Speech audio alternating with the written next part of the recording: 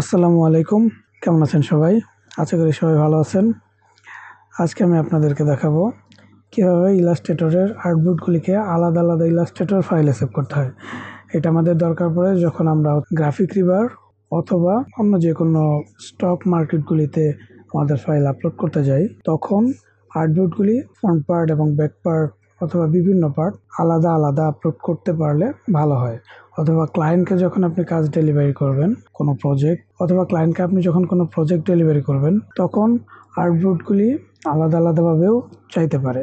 এর জন্য আমাদেরকে ইলাস্ট্রেটরের আর্টবোর্ডগুলি আলাদা আলাদা কীভাবে সেভ করা যায় সেটা জানা থাকাটা জরুরি। এজন্য আপনাকে নর্মালি চলে যেতে হবে সেভ করার জন্য ফাইল থেকে সেভ অ্যাজ। এখান থেকে ইলাস্ট্রেটরের সব ফরম্যাট ঠিকই আছে, ইলাস্ট্রেটর ফরম্যাটেই আমরা সেভ করব।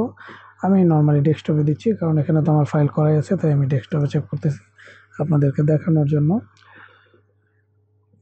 সেভে ক্লিক করার পর আমরা নর্মালি এভাবে ওকে দিয়ে দিলে সেভ হয়ে যায়। অথবা আপনি যদি স্টক মার্কেটের জন্য দেন অথবা ক্লায়েন্টের প্রিন্টের জন্য, প্রিন্টের প্রজেক্টের জন্য দেন, সেক্ষেত্রে আমরা ইলাস্ট্রেটর 10 দিয়ে সেভ করি।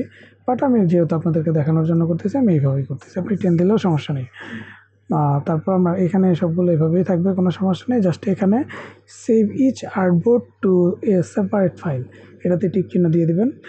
আর এখানে অল দেওয়া আছে, অল দিতে পারেন। অথবা আপনি যদি বলেন যে আপনি সিঙ্গেল ফার্স্ট আর্টবোর্ড অথবা সেকেন্ড আর্টবোর্ড সেভ করবো, সেক্ষেত্রে আপনি আপনার রেঞ্জ 1 অথবা আপনি 1 to 2 অথবা 2 যেটা ইচ্ছা সেটা দিতে পারেন। আমি দুইটাই সেভ করতেছি আপনাদেরকে দেখানোর জন্য।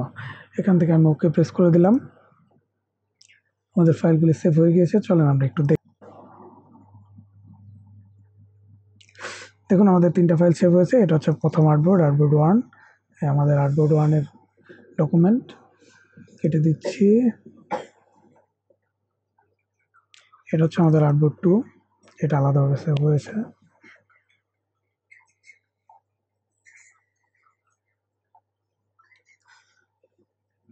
এটা হচ্ছে আমাদের আর্টবোর্ড 2, আর এটা হচ্ছে আমাদের মেইন ফাইলটা। আশা করি সবাই বুঝতে পেরেছেন। আমার ভিডিওটা কেমন লাগলো কমেন্ট করে জানাবেন। আর যদি ভিডিওটা ভালো লেগে থাকে আপনার বন্ধুদের সাথে শেয়ার করবেন। আসসালামু আলাইকুম।